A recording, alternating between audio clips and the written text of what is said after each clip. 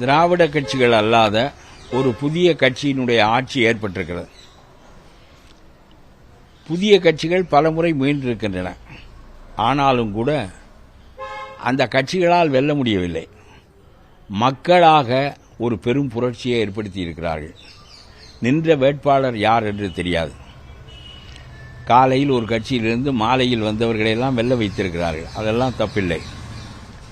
பணம் இந்த தேர்தலில் தோற்கடிக்கப்பட்டிருக்கிறது. பணம்தான் அரசியல் என்ற நிலை 50 ஆண்டுகளாக தமிழ்நாட்டில் ஏற்றுக்கொள்ளப்பட்ட நிலையில் வாக்காளருக்கு பணம், இலவசங்கள் இவைதான் ஆட்சியினுடைய முறைகள் என்றிருந்த நிலையில் ஓரணா வாங்காமல் வேட்பாளர் முகம் தெரியாமல் இவ்வளவு பெரிய வெற்றியை விஜய்க்கு அவர்கள் கொடுத்திருக்கிறார்கள். அவர்கள் அறிந்த முகம் விஜய் மட்டும்தான்.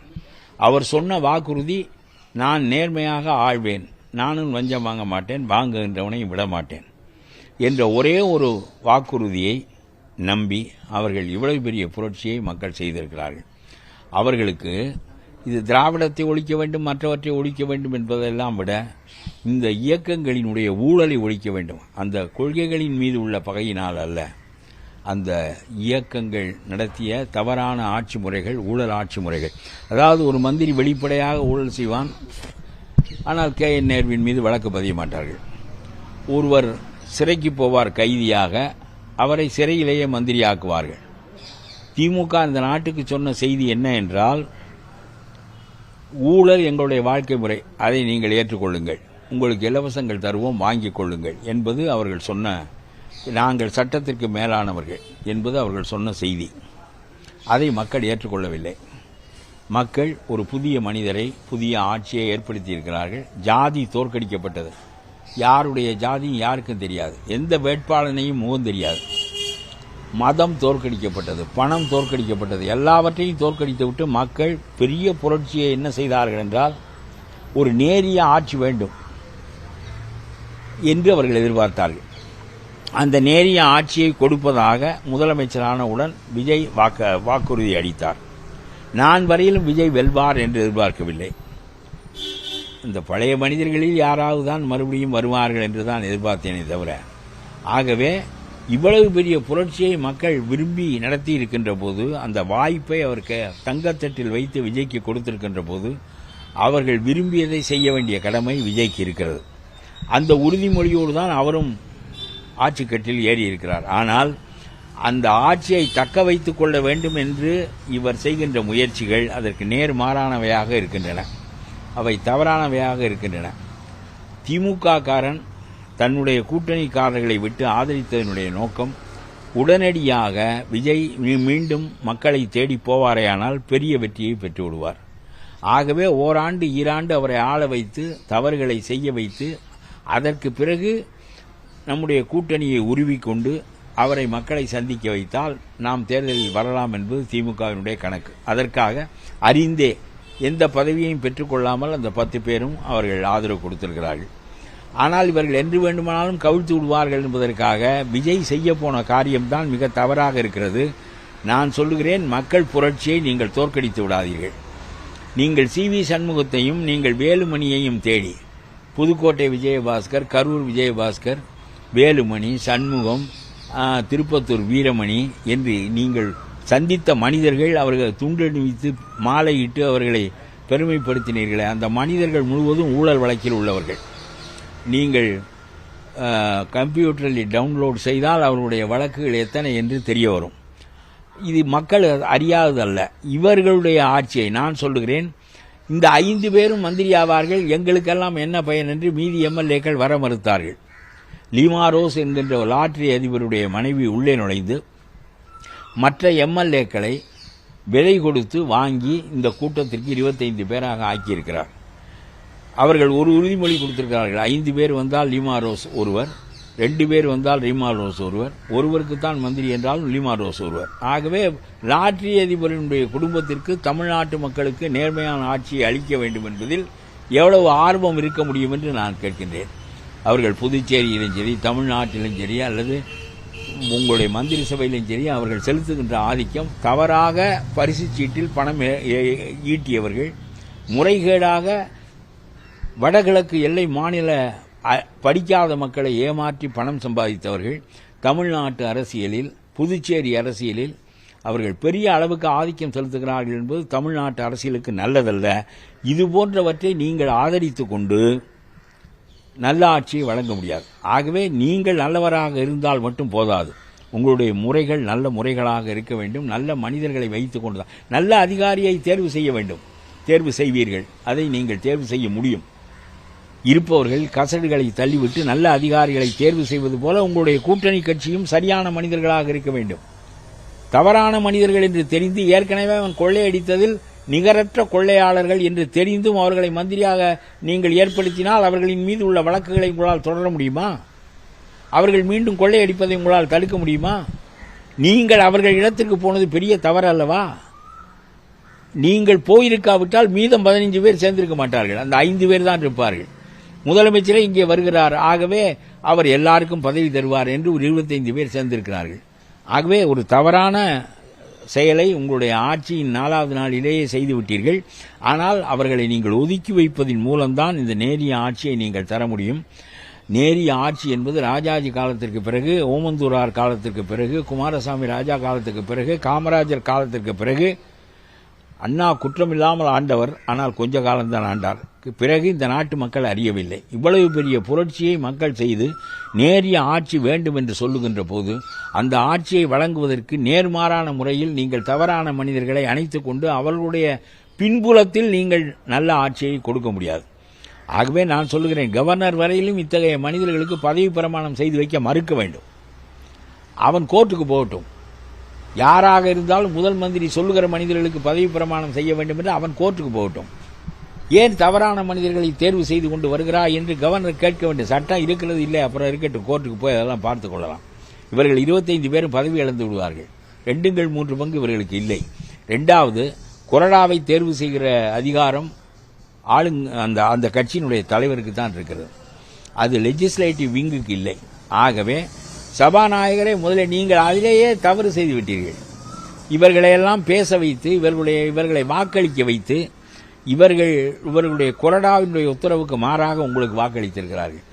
இவர்கள் நேரிய ஆட்சியை விரும்பி உங்களுக்கு வாக்களிக்கவில்லை.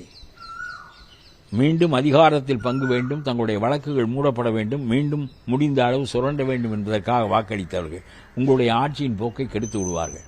நான் சொல்லுகிறேன், இவ்வளவு பெரிய புரட்சியை மக்கள் விரும்பி உங்களிடம் ஓரணா பெறாமல், உங்களுடைய ஆட்சி வேட்பாளர்களை தெரியாமல், ஆள் தெரியாது, பேர் தெரியாது, ஜாதி தெரியாது, மதம் தெரியாது, ஒன்றும் தெரியாமல் மக்கள் தங்களுக்கு ஒரு நேரிய ஆட்சி வேண்டும் என்று உங்களை தேர்வு செய்து அமர வைத்திருக்கின்ற போது தவறான மனிதர்களை வைத்துக் கொண்டு நீங்கள் ஆட்சி செலுத்துவது என்பது முடியாதது. ஆகவே நான் சொல்லுகிறேன், இந்த 10 பேரும் ஒரு கட்டம் வருகிற போது உருவிக்கொள்வார்கள். அது திமுகவால் அனுப்பப்பட்டவர்கள்.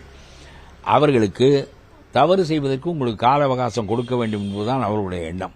ஆகவே என்றைக்கு இருந்தாலும் நீங்கள் மக்களை மீண்டும் தேடி போய் முழு ஆதரவை பெற்றுத்தான் இந்த நேரிய ஆட்சியை நடத்த முடியும். கண்டிப்பாக வேலுமணி போன்றவர்களையெல்லாம் நீங்கள் மந்திரி சபைக்குள் நுழைத்தால், லாட்டரி அதிபர்களின் குடும்பம் மேலாதிக்கம் செலுத்துவதற்கு நீங்கள் இடம் கொடுத்தால் தமிழ்நாட்டு அரசியலே மாறிப்போய்விடும். மக்கள் விரும்பிய புரட்சி தோற்கடிக்கப்பட்டுவிடும். ஆகவே நீங்கள் உங்களுடைய சாமர்த்தியத்தால், உங்களுடைய புகழால் பெற்ற ஆட்சி என்பதை விட ஒரு வலுவான கட்டமைப்பு 234 இடங்களிலும் இருக்கும் என்றால் அந்த ஆட்சி எங்களுக்கு போதுமானது, மாற்றத்தை செய்து பார்க்கிறோம் என்று மக்கள் தான் இந்த புரட்சியை செய்தார்கள். அந்த புரட்சியை தோற்கடித்து விடாதீர்கள். தவறான மனிதர்களை வெளியே அனுப்புங்கள். உங்களுடைய ஆட்சி நிலை பெறாது என்று சொன்னால் மக்களிடம் போங்கள். 200 இடங்களில் நீங்கள் வெற்றி பெறலாம். மக்களாக ஒரு பெரும் புரட்சியை ஏற்படுத்தி இருக்கிறார்கள். நின்ற வேட்பாளர் யார் என்று தெரியாது. காலையில் ஒரு கட்சியிலிருந்து மாலையில் வந்தவர்களெல்லாம் வெல்ல வைத்திருக்கிறார்கள். அதெல்லாம் தப்பில்லை. பணம் இந்த தேர்தலில் தோற்கடிக்கப்பட்டிருக்கிறது. பணம்தான் அரசியல் என்ற நிலை 50 ஆண்டுகளாக தமிழ்நாட்டில் ஏற்றுக்கொள்ளப்பட்ட நிலையில் வாக்காளருக்கு பணம், இலவசங்கள் இவைதான் ஆட்சியினுடைய முறைகள் என்றிருந்த நிலையில் ஓரணா வாங்காமல், வேட்பாளர் முகம் தெரியாமல் இவ்வளவு பெரிய வெற்றியை விஜய்க்கு அவர்கள் கொடுத்திருக்கிறார்கள். அவர்கள் அறிந்த முகம் விஜய் மட்டும்தான். அவர் சொன்ன வாக்குறுதி, நான் நேர்மையாக ஆழ்வேன், நானும் லஞ்சம் வாங்க மாட்டேன், வாங்குகின்றவனை விட மாட்டேன் என்ற ஒரே ஒரு வாக்குறுதியை நம்பி அவர்கள் இவ்வளவு பெரிய புரட்சியை மக்கள் செய்திருக்கிறார்கள். அவர்களுக்கு இது திராவிடத்தை ஒழிக்க வேண்டும், மற்றவற்றை ஒழிக்க வேண்டும் என்பதெல்லாம் விட இந்த இயக்கங்களினுடைய ஊழலை ஒழிக்க வேண்டும். அந்த கொள்கைகளின் மீது உள்ள பகையினால் அல்ல, அந்த இயக்கங்கள் நடத்திய தவறான ஆட்சி முறைகள், ஊழல் ஆட்சி முறைகள். அதாவது ஒரு மந்திரி வெளிப்படையாக ஊழல் செய்வான், ஆனால் KN நேருவின் மீது வழக்கு பதிய மாட்டார்கள். ஒருவர் சிறைக்கு போவார் கைதியாக, அவரை சிறையிலேயே மந்திரி ஆக்குவார்கள். திமுக இந்த நாட்டுக்கு சொன்ன செய்தி என்ன என்றால், ஊழல் எங்களுடைய வாழ்க்கை முறை, அதை நீங்கள் ஏற்றுக்கொள்ளுங்கள், உங்களுக்கு இலவசங்கள் தருவோம், வாங்கிக் கொள்ளுங்கள் என்பது அவர்கள் சொன்ன, நாங்கள் சட்டத்திற்கு மேலானவர்கள் என்பது அவர்கள் சொன்ன செய்தி. அதை மக்கள் ஏற்றுக்கொள்ளவில்லை. மக்கள் ஒரு புதிய மனிதரை, புதிய ஆட்சியை ஏற்படுத்தியிருக்கிறார்கள். ஜாதி தோற்கடிக்கப்பட்டது. யாருடைய ஜாதியும் யாருக்கும் தெரியாது, எந்த வேட்பாளனையும் முகம் தெரியாது. மதம் தோற்கடிக்கப்பட்டது, பணம் தோற்கடிக்கப்பட்டது, எல்லாவற்றையும் தோற்கடித்து விட்டு மக்கள் பெரிய புரட்சியை என்ன செய்தார்கள் என்றால், ஒரு நேரிய ஆட்சி வேண்டும் என்று அவர்கள் எதிர்பார்த்தார்கள். அந்த நேரிய ஆட்சியை கொடுப்பதாக முதலமைச்சரானவுடன் விஜய் வாக்குறுதி அளித்தார். நான் வரையிலும் விஜய் வெல்வார் என்று எதிர்பார்க்கவில்லை. இந்த பழைய மனிதர்களில் யாராவது தான் மறுபடியும் வருவார்கள் என்று தான் எதிர்பார்த்தேனே தவிர, ஆகவே இவ்வளவு பெரிய புரட்சியை மக்கள் விரும்பி நடத்தி இருக்கின்ற போது, அந்த வாய்ப்பை அவருக்கு தங்கத்தட்டில் வைத்து விஜய்க்கு கொடுத்திருக்கின்ற போது, அவர்கள் விரும்பியதை செய்ய வேண்டிய கடமை விஜய்க்கு இருக்கிறது. அந்த உறுதிமொழியோடு தான் அவரும் ஆட்சிக்கட்டில் ஏறி இருக்கிறார். ஆனால் அந்த ஆட்சியை தக்க வைத்துக் கொள்ள வேண்டும் என்று இவர் செய்கின்ற முயற்சிகள் அதற்கு நேர்மாறானவையாக இருக்கின்றன, அவை தவறானவையாக இருக்கின்றன. திமுக காரன் தன்னுடைய கூட்டணிக்காரர்களை விட்டு ஆதரித்ததனுடைய நோக்கம், உடனடியாக விஜய் மீண்டும் மக்களை தேடி போவாரேயானால் பெரிய வெற்றியை பெற்று விடுவார். ஆகவே ஓராண்டு ஈராண்டு அவரை ஆள வைத்து, தவறுகளை செய்ய வைத்து, அதற்கு பிறகு நம்முடைய கூட்டணியை உருவிக்கொண்டு அவரை மக்களை சந்திக்க வைத்தால் நாம் தேர்தலில் வரலாம் என்பது திமுகவினுடைய கணக்கு. அதற்காக அறிந்தே எந்த பதவியையும் பெற்றுக்கொள்ளாமல் அந்த 10 பேரும் அவர்கள் ஆதரவு கொடுத்திருக்கிறார்கள். ஆனால் இவர்கள் என்று வேண்டுமானாலும் கவிழ்த்து விடுவார்கள் என்பதற்காக விஜய் செய்ய போன காரியம்தான் மிக தவறாக இருக்கிறது. நான் சொல்லுகிறேன், மக்கள் புரட்சியை நீங்கள் தோற்கடித்து விடாதீர்கள். நீங்கள் CV சண்முகத்தையும் நீங்கள் வேலுமணியையும் தேடி, புதுக்கோட்டை விஜயபாஸ்கர், கரூர் விஜயபாஸ்கர், வேலுமணி, சண்முகம், திருப்பத்தூர் வீரமணி என்று நீங்கள் சந்தித்த மனிதர்கள், அவர்கள் துண்டணிவித்து மாலையிட்டு அவர்களை பெருமைப்படுத்தினீர்களே, அந்த மனிதர்கள் முழுவதும் ஊழல் வழக்கில் உள்ளவர்கள். நீங்கள் கம்ப்யூட்டரில் டவுன்லோட் செய்தால் அவர்களுடைய வழக்குகள் எத்தனை என்று தெரிய வரும். இது மக்கள் அறியாததல்ல. இவர்களுடைய ஆட்சியை நான் சொல்லுகிறேன். இந்த 5 பேரும் மந்திரி ஆவார்கள், எங்களுக்கெல்லாம் என்ன பயன் என்று மீதி MLAக்கள் வர மறுத்தார்கள். லீமா ரோஸ் என்கின்ற லாட்டரி அதிபருடைய மனைவி உள்ளே நுழைந்து மற்ற MLAக்களை விலை கொடுத்து வாங்கி இந்த கூட்டத்திற்கு 25 பேராக ஆக்கியிருக்கிறார். அவர்கள் ஒரு உறுதிமொழி கொடுத்திருக்கிறார்கள். 5 பேர் வந்தால் லீமா ரோஸ் ஒருவர், 2 பேர் வந்தால் லீமா ரோஸ் ஒருவர், ஒருவருக்குத்தான் மந்திரி என்றாலும் லீமா ரோஸ் ஒருவர். ஆகவே லாட்டரி அதிபரினுடைய குடும்பத்திற்கு தமிழ்நாட்டு மக்களுக்கு நேர்மையான ஆட்சியை அளிக்க வேண்டும் என்பதில் எவ்வளவு ஆர்வம் இருக்க முடியும் என்று நான் கேட்கின்றேன். அவர்கள் புதுச்சேரியிலும் சரி, தமிழ்நாட்டிலும் சரி, அல்லது உங்களுடைய மந்திரி சபையிலும் சரி, அவர்கள் செலுத்துகின்ற ஆதிக்கம், தவறாக பரிசு சீட்டில் பணம் ஈட்டியவர்கள், முறைகேடாக வடகிழக்கு எல்லை மாநில படிக்காத மக்களை ஏமாற்றி பணம் சம்பாதித்தவர்கள் தமிழ்நாட்டு அரசியலில், புதுச்சேரி அரசியலில் அவர்கள் பெரிய அளவுக்கு ஆதிக்கம் செலுத்துகிறார்கள் என்பது தமிழ்நாட்டு அரசியலுக்கு நல்லதல்ல. இது போன்றவற்றை நீங்கள் ஆதரித்துக் கொண்டு நல்ல ஆட்சியை வழங்க முடியாது.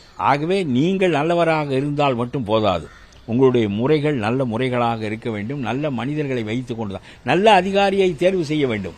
தேர்வு செய்வீர்கள், அதை நீங்கள் தேர்வு செய்ய முடியும். இருப்பவர்கள் கசடுகளை தள்ளிவிட்டு நல்ல அதிகாரிகளை தேர்வு செய்வது போல உங்களுடைய கூட்டணி கட்சியும் சரியான மனிதர்களாக இருக்க வேண்டும். தவறான மனிதர்கள் என்று தெரிந்து, ஏற்கனவே அவன் கொள்ளையடித்ததில் நிகரற்ற கொள்ளையாளர்கள் என்று தெரிந்தும் அவர்களை மந்திரியாக நீங்கள் ஏற்படுத்தினால் அவர்களின் மீது உள்ள வழக்குகளை உங்களால் தொடர முடியுமா? அவர்கள் மீண்டும் கொள்ளையடிப்பதை உங்களால் தடுக்க முடியுமா? நீங்கள் அவர்கள் இடத்திற்கு போனது பெரிய தவறு அல்லவா? நீங்கள் போயிருக்காவிட்டால் மீதம் 15 பேர் சேர்ந்திருக்க மாட்டார்கள், அந்த 5 பேர் தான் இருப்பார்கள். முதலமைச்சரே இங்கே வருகிறார், ஆகவே அவர் எல்லாருக்கும் பதவி தருவார் என்று ஒரு 25 பேர் சேர்ந்திருக்கிறார்கள். ஆகவே ஒரு தவறான செயலை உங்களுடைய ஆட்சியின் 4வது நாளிலேயே செய்துவிட்டீர்கள். ஆனால் அவர்களை நீங்கள் ஒதுக்கி வைப்பதின் மூலம்தான் இந்த நேரிய ஆட்சியை நீங்கள் தர முடியும்.